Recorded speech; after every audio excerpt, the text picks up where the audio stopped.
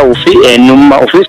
Rakkoo naannoo Tigraay wal qabate UN hanqina deeggarsa namoomaan mudate furuuf torbanitti birrii miiliyoona 300 barbaachisa jechuuf kaanis qabna.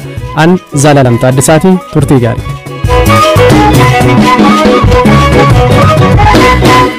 Dhaabbata biyyoota gamtoomanitti qaamni deeggarsa namoomaa qindeessuu kaaba Itoophiyaa bakka waraanni mootummaa fi humnoota TPLF itti hammaatetti deeggarsi namoomaa dhumeera maallaqni fi boba'aanis akkaan hanqateera yookaan xumurameera jechuun akeekkachiise. Qaamni UN deeggarsa namoomaa qindeessuu kun rakkoo gama deeggarsa namoomaa mudate kana furuuf torbanitti doolaarri Ameerikaa miiliyoona 6.5 yookiin immoo birrii miiliyoona 300 barbaachisa jedha. Firaafolee Dhugaasaa gabaasa qabdi.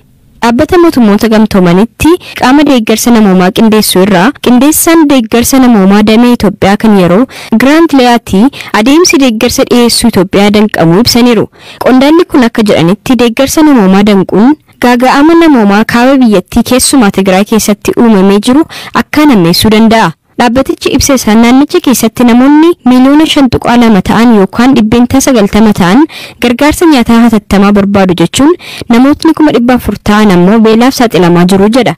UNICEF akka akeekkachiisetti Tigraay keessatti daa'imman 100 ta'an ji'oota dhufan 12 keessatti hanqina nyaata madaalawaa lubbuu fi addeessuuf saaxilamaa jiraachuu fi kunis kan amma dura rakkoo wal fakkaataa waggaa waggaan mudatuun wal bira yoo qabamu dachaa 10 ta'a jedheera.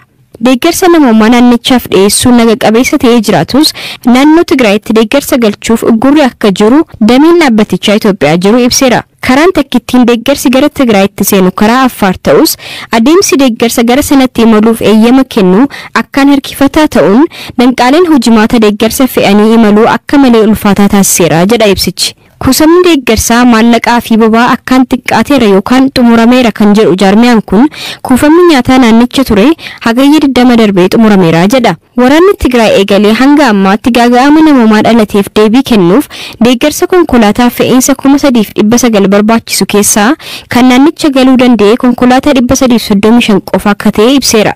Rakkoo kana furuuf mootummaan Itoophiyaa deeggarsa namoomaaf hayyama akka kennuu fi haala akka mijeessuuf dhaabbanni kun gaafateera. Gama biraan dhaabbata mootummoota gamtoomanitti ambaasaaddarri Ameerikaa Linda Thomas Greenfield gaanfa Afrikaatti bakka bu'aa gamtaa Afrikaa kan ta'an pirezidaantii duraanii Naayijeeriyaa Olusegun Obasanjoo waliin bilbilaan dubbachuu ibsaniiru. Ambaasaaddarri Linda Twitter isaanii irratti ergaa barreessaniin Obasanjoon gaanfa Afrikaa bakka bu'uun gamtaa Afrikaatiin muudamuu simataniiru.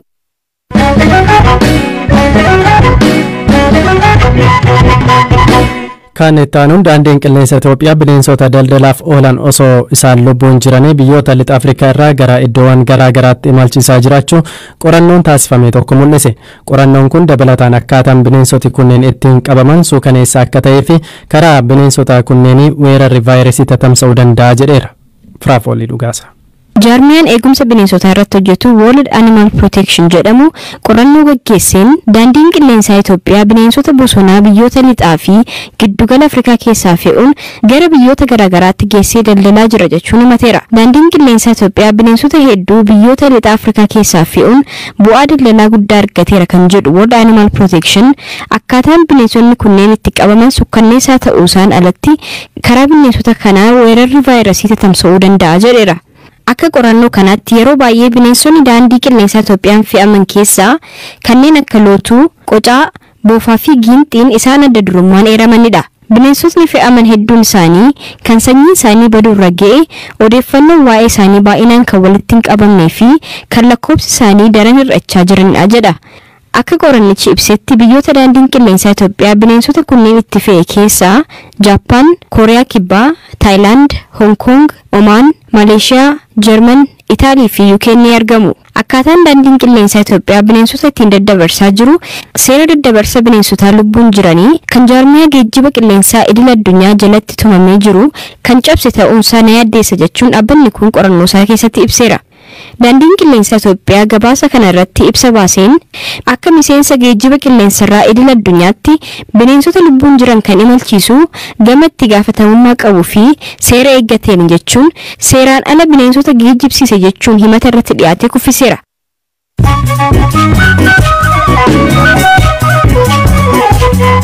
Gidduun oduu gaggabaabseen sinitti artistii Gameessi Alamaayyoo Shetee dhukkubbii onneen isaan mudateen fulbaana 2 bara 2021 du'aan boqotaniiru. Artist Alamaayoon hojiiwwan muuziqaa kanneen barri irra hin dabarreen namoota hedduu biratti kabaja olaanaa argatan yoo ta'u haalli uffannaa fi rifeensa isaanii ittiin sirreeffatanis wantoota dargaggoota bara kanaatiin ittiin jaalataman keessaa tokko ture. Humni waraanaa Naayijeeriyaa loltootni Boko Haram miseensotii fi ajajootni isaanii 6,000 ta'an torbanoota darban keessa mootummaatti harka kennachuu hime. Kaameruun keessattis loltootni Boko Haram harka kennachuu kan himame yoo ta'u sababni haleellaa kaaba Naayijeeriyaatti gaggeeffame cimuu akka ta'e himama. Hoogganaan Boko Haram Abubakar Sheeku ji'a caamsaa keessa ajjeefamuunis sababa biraatii jedhama.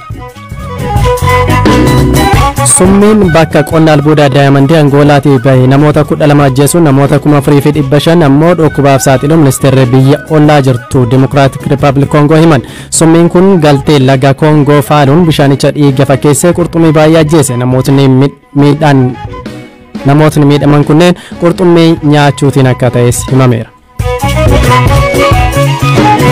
Mormitootni Taalibaan kumaatamaan naannoo bulchiinsa Paanshir keessaa ammayyuu waraanatti jiru. Taalibaan jalatti buluu kan hin barbaanne humnootni kun Kaabul irraa fageenya kiiloomeetira 48 irratti naannoo argamtu Paanshir harka Taalibaanitti hin kennine. Pireezidaantiin duraanii Afgaanistaan Hamid Karzaayi loltootni kunneen meeshaa lafa kaa'uun karaa nagaa Taalibaan waliin akka mari'achuu qaban dhaamaniiru.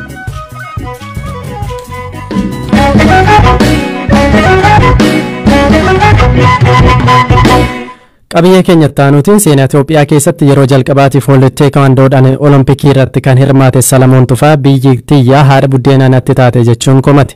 Atileetiin kun Olompikii Tookiyoo irratti World Teekwaandoodhaan hirmaachuun marsaa duraa injifatus marsaa itti aanuun injifatamee ture.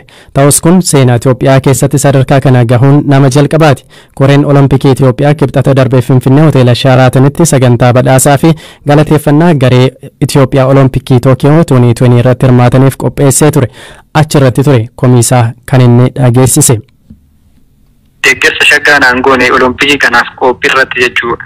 Wal dorgommiin aan kennine tireeningii mucaa tokko wajjin qofa hojjechaa ture ji'a guutuu Olompikii hoteelii erga nu galche jechuudha. Innaa ji'a 9 guutuu namni tokko dhufee Olompikii har'aallee mootummaa har'aallee namni tokko dhufee nu gaafanne beektaa. Innaa amma sun hundi darbee Olompikii ani 2020 irratti maataaraa isaan darbee gara Olompikii irratti wal dorgommii irra taanatu galee bakkee sanitti biyyaaf jedhee waggaa 8 guutuu keessa ture barumsa itti dhiisee biyyoonni biraallee na barbaadanii hin barbaadu jedhee akka naashinaalitii si kennanii keenyaan wal dorgommii maxxaraa san keenyaan galinaan jedhanii Itoophiyaan illee biyyoonni lamaan takkan jirani akkasiin na gaafatanii sanii hunda hin barbaadu jedhee ani wanta baay'ee kafaltii itti kaffale as ga'ee garuu achirratti illee wal dorgommii irratti illee Tookiyoo qopheessite Tookiyoo miti biyyattiin akka warra raankii irratti Olompikii san irratti raankingii arfaffaa mucaa jiru san wajjin wal dorgommiin kiyya kan ture wal dorgommiin tokkoffaa asii sirriitti hojja'een deeme isarratti jechuudha waan nan qabu. Homaan nan deeggare wal dorgommiin arganne tireen kaappii tokkoon deemee Jarman ji'a tokkoof isallee qara'ee waamee kan inni isa naaf ittisisanii wal dorgommii lammaffaa irratti tokkoffaa irratti sirriitti waan nan taphateef jilballee natti ka'ee ture akkasitti oduma na hukkubu wanna biyyaa akka biyyattitti anatu bakka isaan bu'e kanaafuu ani wal dorgommii kana akka ta'eetu waan danda'e medaaliyaa nan gala jedhee yaadeetiin wanna san hunda kaffaleenna akkasitti oduma na hukkubu wal dorgommii lammaffaa darbuu hin dandeenye garuu sadaffaa irratti lukni kiyyallee wanna baay'ee miidhaan qabaa ture. Wal dorgommii sadaffaa irratti harki kiyya cabee akkasitti dhiigni odogan ammoo hin taphatu jedhee fixuu nan danda'a garuu wal dorgommii kana nan fixa jedhee wal dorgommii sana akkas ta'ee zuurii 3 guutuu oduma dhiigni kiyya ganda lafeetu cabee ba'eenna doktoriin achumatti gara keessaa na galchanii akkas ta'een wal dorgommii sana fixeenna isaan garuu wanna kana hunda odoo beekanu har'a Olompik komitee biyya bakka bu'eeti qophii kana qopheesse galatallee naan goone maqaa kiyya yaamanii yeroo jalqabaaf jedhanii waa takka naan goone.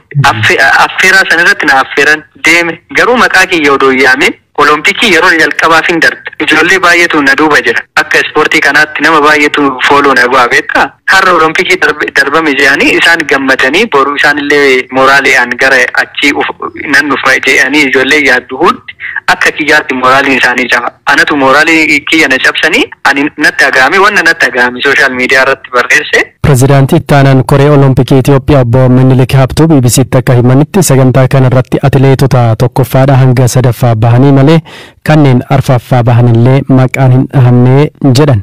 ሰለሞን አዳት ከሚደመን ቀቡ ጀቹን ደብሰን የሁሉም እኮ ስም አልተጠራም ይላል የተጠራው ከአንድ እስከ ሶስተኛ ወጡ ብቻ ነው አራተኛ ወጡ መቃነመ ሁንዳሚት ከዋማሚ መቃነመ ወጥቶኮ ሀገሰዲ ባህኒ ተከዋማሚ አፍራፋ ከባህን ላይ ይዋማምኒ ቢየቲን ደርጎሚት ቴኳንዶን ካንጀል ቀባ ተው ኢማማቱሪ ነሞታ ካንቻላዩ አዳት ከን ቀበማ ቱሬ ሰለሞን ተሁን ቤክ ተሪ ዋንኒ ኤጌ ጉዳ ተው ደንዳሙ ጃንጉን ዱጋደስ ቢየቲን የሮጀል ቀባፍ ዋን hirmaateef gama maallaqaanis jaatti birrii 50 ji'oota 8f kafalamaa fi ture isa qofa osoo hin taane kun hunduma isaaniifidha nama biraaf osoo godhame ta'ee waan biraa fakkaata ture warri maqaan keessan hin waamamne karaa biroo keessummeeffamtu jenne sadarkaan bahe torbaffaadha garuu biyyaaf kan jalqabaa waan ta'eef wanti addaa osoo godhameefis anaaf rakkoo hin qabu hamma kana kan komii kaasu miti garuu namoota kaanirraa adda ta'ee kan godhamuuf hin jiru እኔ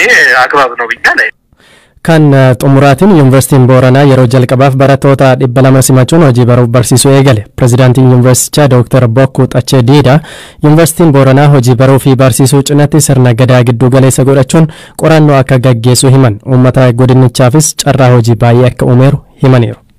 Barattooti halee fardatti amne duraan akka beeksisnetti immoo guyyaa dheengaddaatti jalqabanii barattooti seenii jiranii gara guyyaa dheengaddaatti barataa 74 hagamaallee dhufuu jiranii barataan 200 olii taasisanii jecha bara kana barataa